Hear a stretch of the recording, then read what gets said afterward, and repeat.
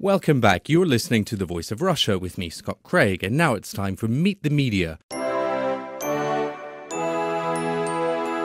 Each week, I look at how top stories from the international news agenda are being reported in Russia.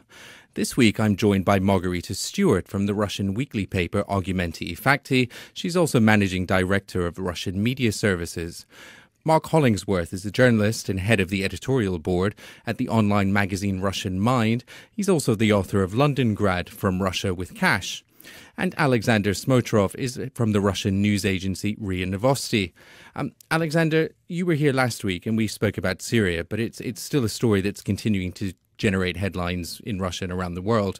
And just for the purposes of reminding our listeners, it often gets quite different coverage in Russian and the Western media, particularly the thorny issue of Russia's diplomatic support for President Assad.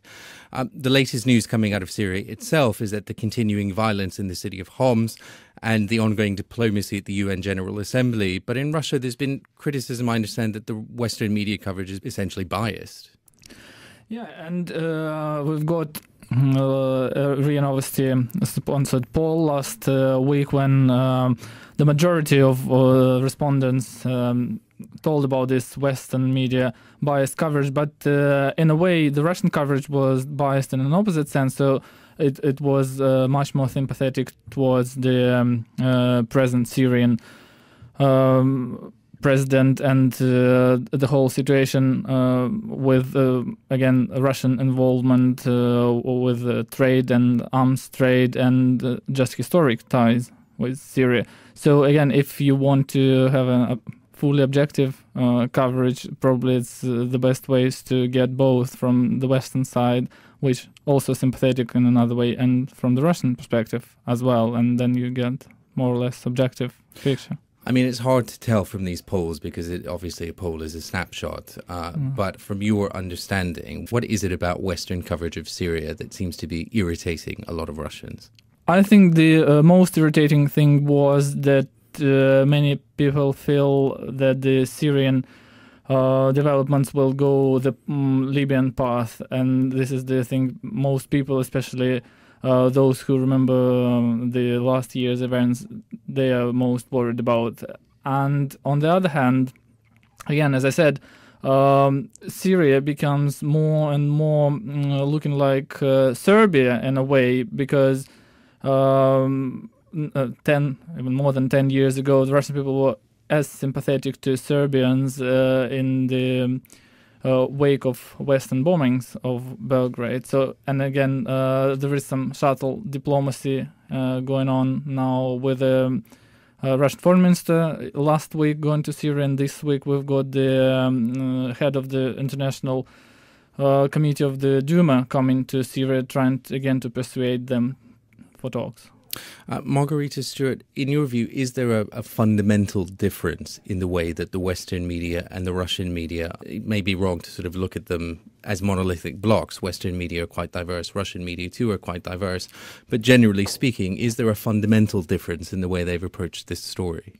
Of course, there is a big difference between how talking about the same stories, two sides. It's absolutely natural, and I would I was absolutely agree with Alexander, but I wouldn't be necessarily call this biased, because let's remember we are talking about the politics, and every country does have their own politics, their own interest in the Syria. So the Western media there reflect the Western interest or interest of their own countries, which they have in Syria. The Russian media, so they reflect the interest of the Russia in Syria, and they're necessarily the same, the same interest. They're very, very different interests. So each media, which belongs to different countries, they are looking after the interests of their country. So I wouldn't say necessarily that is biased. But doesn't that raise a very fundamental question, which is the nature of the media itself? Surely it's the duty of journalists not to essentially toe the government line, but it's the duty of journalists to report objectively what's happening on the ground. I think I wouldn't say that all the Western medias that they're saying that yes, we have to go and just resign Bashar al-Assad, because quite a few Western medias and even American medias, they're saying actually what is going on. Mark Hollingsworth, on the Syria story, I mean, do you go along with this view that essentially we're not really getting an unvarnished picture in either the Russian or Western media, that essentially both have their own axes to grind? Well, in every story there's going to be accusations of bias, but I disagree with the perception that the British media or the Western media reflects the interests of their own countries. That's not true. I mean, maybe in Russia they reflect what the Russian state or what the Russian position is. In the UK, that's not a parallel argument, because certainly in Britain, the media is far more diverse. It's more independent of the state.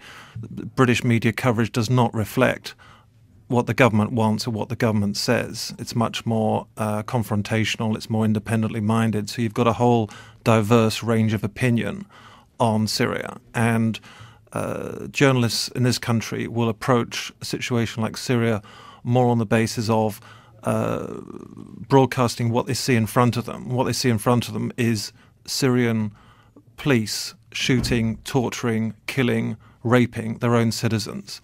And it's not a case of, a kind of strategic political issue.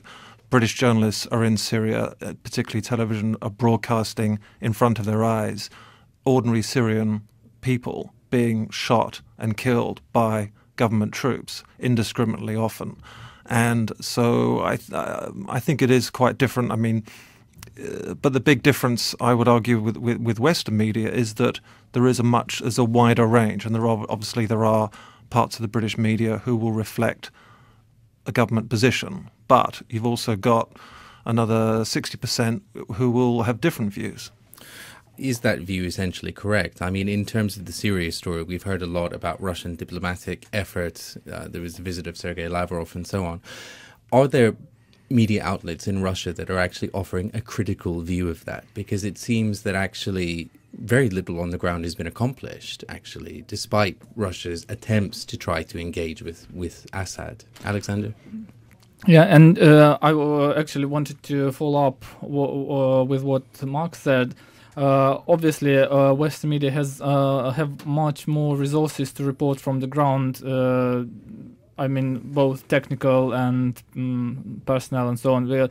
What Russian media lacks is this coverage of what is happening on the ground, and probably this is also going a little bit secondary information rather than the primary sources of information, and especially picture, which is the most striking, the broadcasting picture.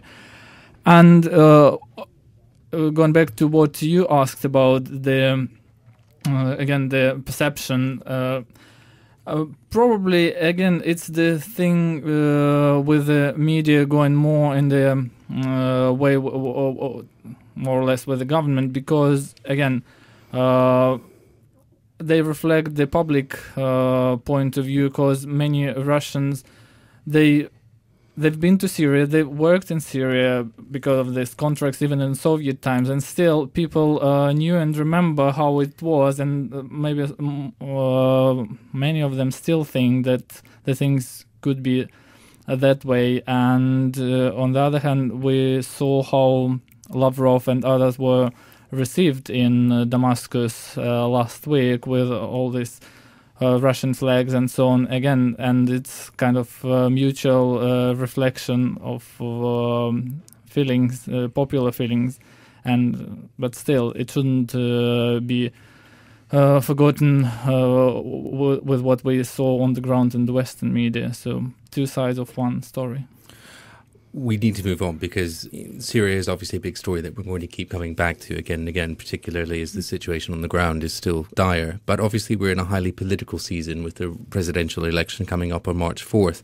And now there's been talk of opposition leaders, including Kasyanov, Nemtsov, Ryzhkov, Navalny, even Kudrin possibly setting up a united opposition party, what they call a mega party. How is this really being reported in the media in Russia, Margarita? Is there seems to be a popular view view, from what I've gathered, that we've kind of seen this and heard this before. So probably this is about Syria. We don't have too much coverage, but the subject is will be very well covered. For example, in our publication, so we gave a few pages to different views, but just to people presenting different views. So this that is just a mega party. I think this in people and in political political powers, they are just they make it quite welcome.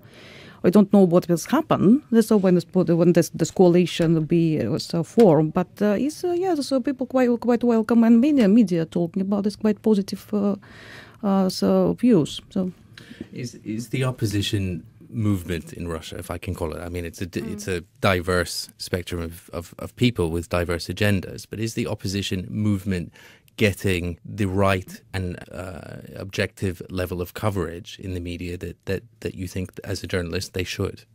I think it's right. It's the right direction. So it was for so many years. The media and press they've been talking. Give us to us a position. Give to us a opposition here. So for your opposition. So this was quite right. The right direction, quite the right way to do it, and right time, I think.